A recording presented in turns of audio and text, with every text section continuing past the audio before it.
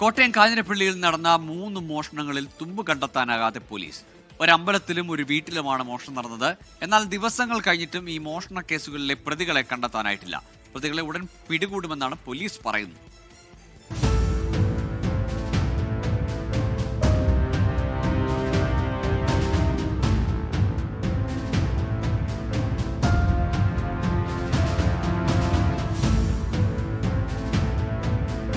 കഴിഞ്ഞ വ്യാഴാഴ്ചയാണ് കാഞ്ഞിരപ്പള്ളിയിലെ ഗണപതിയാർ കോവിലിലെ കാണിക്കവഞ്ചി കുത്തിത്തുറന്ന് മോഷണം നടന്നത്.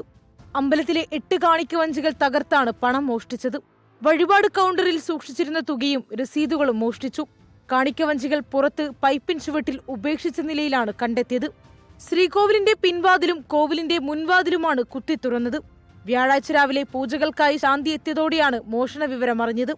ഈ മാസം തന്നെ ഇത് 2ാമത്തെ മോഷണമാണ് ക്ഷേത്രത്തിൽ നടക്കുന്നത്. കഴിഞ്ഞ 5-ന് ക്ഷേത്രത്തിന്റെ മുൻഭാഗത്ത് റോഡരികിലുള്ള കാണിക്കവഞ്ചി കുത്തിത്തുറന്ന് പണം മോഷ്ടിച്ചിരുന്നു. എന്നാൽ ആരാണ് അമ്പലത്തിൽ മോഷണം നടത്തിയത് എന്ന് സംബന്ധിച്ച് യാതൊരു തുമ്പും പോലീസിന് ലഭിച്ചിട്ടില്ല. ഇതിനു പിന്നാലെയാണ് കാഞ്ഞിരപ്പള്ളിയിലെ ഒരു വീട്ടിലും മോഷണം നടന്നത്. വീട് കുത്തിത്തുറന്ന് സ്വർണ്ണാഭരണങ്ങളും പണവും കവർന്നു.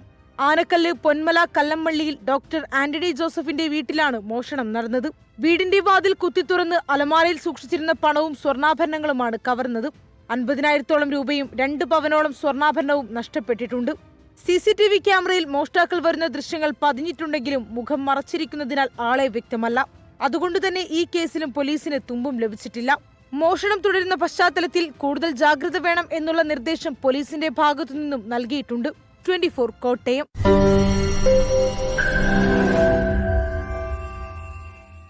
ലോകത്തെവിടെയായാലും ഏത് സമയത്തും 24 വാർത്തകളും ഓഗ്മെന്റഡ് റിയാലിറ്റി പാക്കേജുകളും എക്സ്പ്ലെയിനറുകളും വിശദമായി കാണാൻ ഞങ്ങളുടെ യൂട്യൂബ് ചാനൽ നിങ്ങൾക്ക് സബ്സ്ക്രൈബ് ചെയ്യാം.